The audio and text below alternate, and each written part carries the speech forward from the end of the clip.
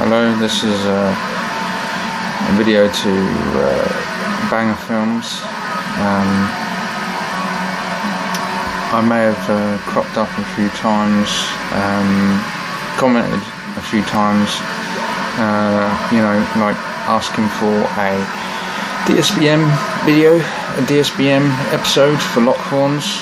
I think it'll be quite interesting because there are quite a few fans for Dsbm.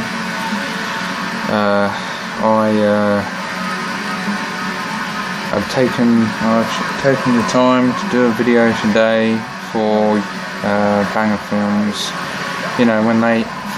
When they get round to doing a Lockhorns episode on Depressive Suicidal Black Metal, they can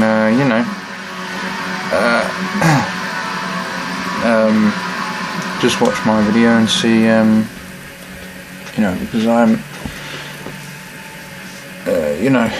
just in case in case Banger Films miss some bands out, they can just watch my video and just, get some ideas and that. And this is my Dsbm video. This is what I believe should be on the Dsbm episode of Lockhorns for Banger Films. Okay,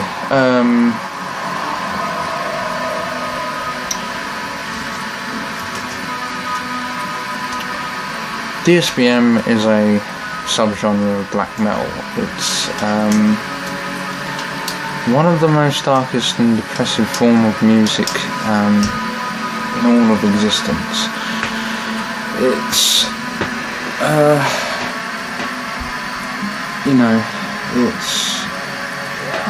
It seems to have its own characteristics, has its own separate characteristics to every other subgenre of black metal. It's separate from, atmospheric, melodic, symphonic. It's separate to every other form of black metal in every way. The instruments have this kind of depressive undertone, an almost mournful sound.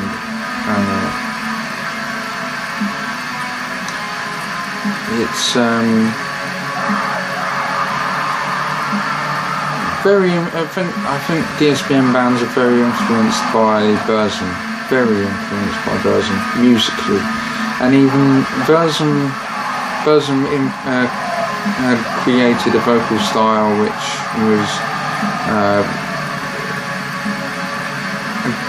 like sort of howling, sort of whimpering, sort of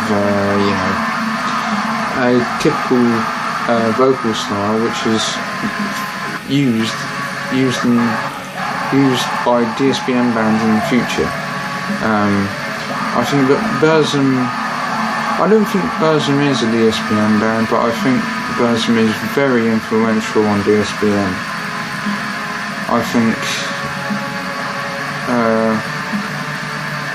Burzum invented atmospheric black metal and even ambient black metal, and also is incredibly influential on those two genres, but is also influential on Dsbm, Depressive Suicidal Black Metal, but did not create depressive black metal.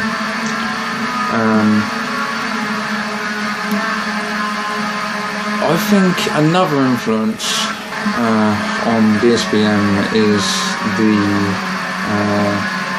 album cover for The Dawn of the Black Hearts by Mayhem.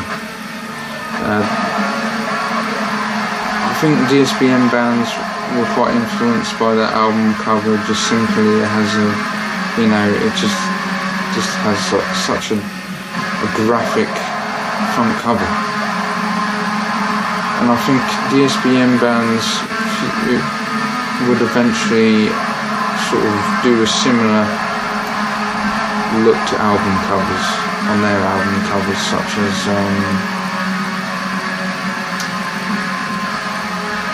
you know, actual photographs of people who have self-harmed, and that becomes present in a lot of future Dsbm albums.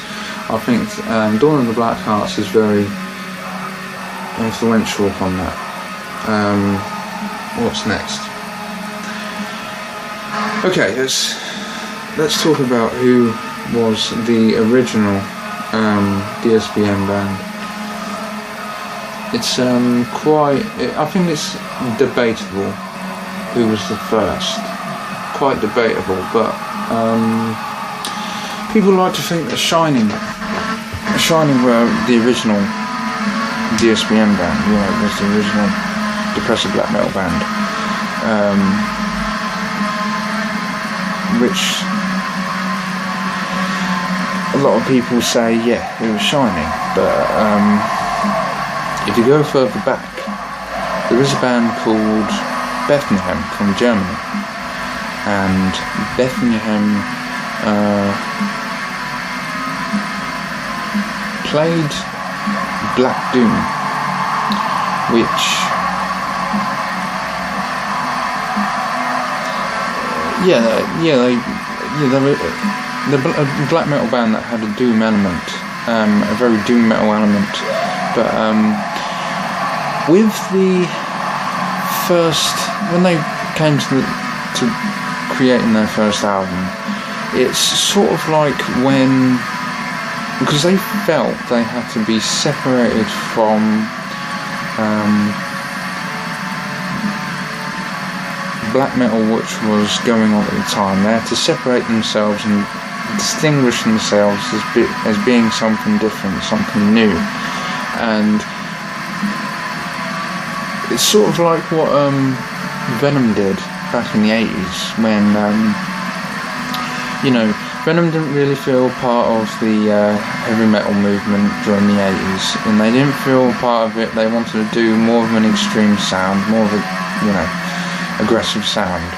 So they labelled themselves as black metal, and they labelled their album cover as black metal, as being the first black metal album. And Bethlehem do a sort of similar thing, where they are a black metal band, but they want to distinguish themselves as a separate, as their music is something separate. So they called it dark metal. I don't know whether that is an actual genre, because I don't know. I've read up about the topic, and it is said that the only thing that makes dark metal is the lyrical theme. So I don't think one characteristic actually creates an entire subgenre. But anyway, Bethlehem. You know, to me, the first album, dark metal, sounded very black doom, dark metal, I suppose, and yeah, that's what it sounded like to me. The second album, Dictus T. Encare, came out in 1996. Black doom, dark metal if you want, and even, I think, there's an element of depressive black metal. There is characteristics, definite characteristics in that Bethlehem album. Definitely has elements and characteristics which are relevant for Dsbm. And even, they also released patches that says Bethlehem, suicidal dark metal, and the lyrical themes are, you know, about suicide and all that sort of thing. You know, that album, that second album, Dictus T. Encare, had sort of a depressive undertone with the guitars and the instruments, the vocal style. I don't know, very yelling.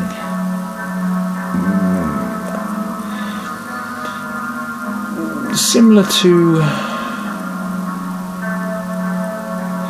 Psychonaut 4, the vocal style that you hear in Psychonaut 4, I think there's, you know, that's what it sounds to me quite similar to.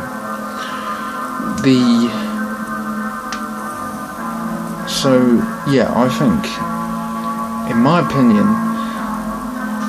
I don't think Bethlehem is Dsbm throughout the discography, but I think that one album has a strong element of Dsbm, and I could say, I think some people would agree that it's probably the first Dsbm album. I know a lot of people would disagree with that, but it's something that Banger Films could debate about on Lock Horns, because people know that ordinary people would say that Shining is actually the pioneers of Dsbm. I don't think so. I think Dsbm was created with the second Bethlehem album.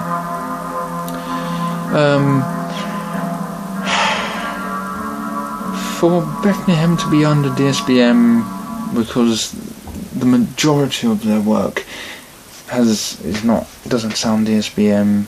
You know, what they do is black metal, doom metal, dark metal, I suppose, depressive rock sound. I'm not sure if they could be known as a Dsbm band for one album,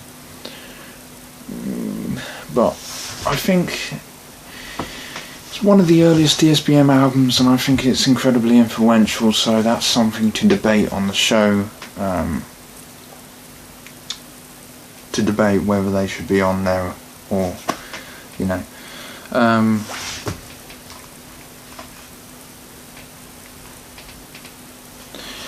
I think, yeah, it's something to debate about whether they belong on the list, belong on that big board that they have, that you guys have, that Banger Films has on Lock Horns. Anyway, so I definitely put Shining on the board, because at the very top, because Shining, I think Shining invented the term suicidal black metal. Yeah, I think, yeah, Shining actually invented the term. They had, you know, that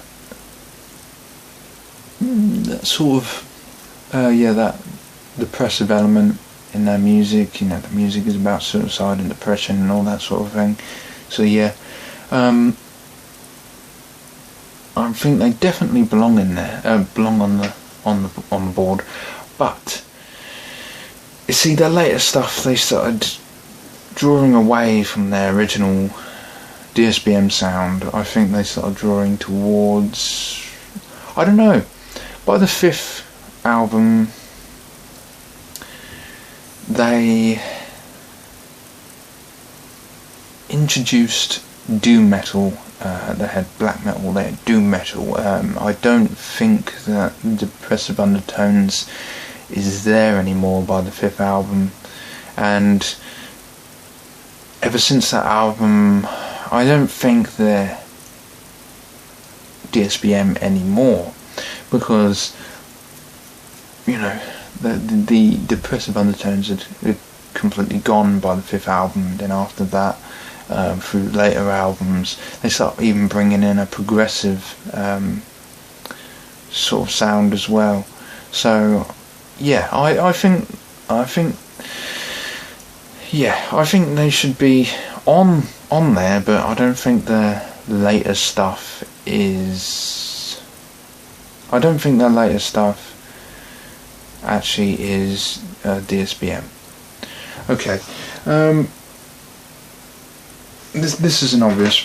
Okay, that's Shining. But this is an obvious band. Silencer.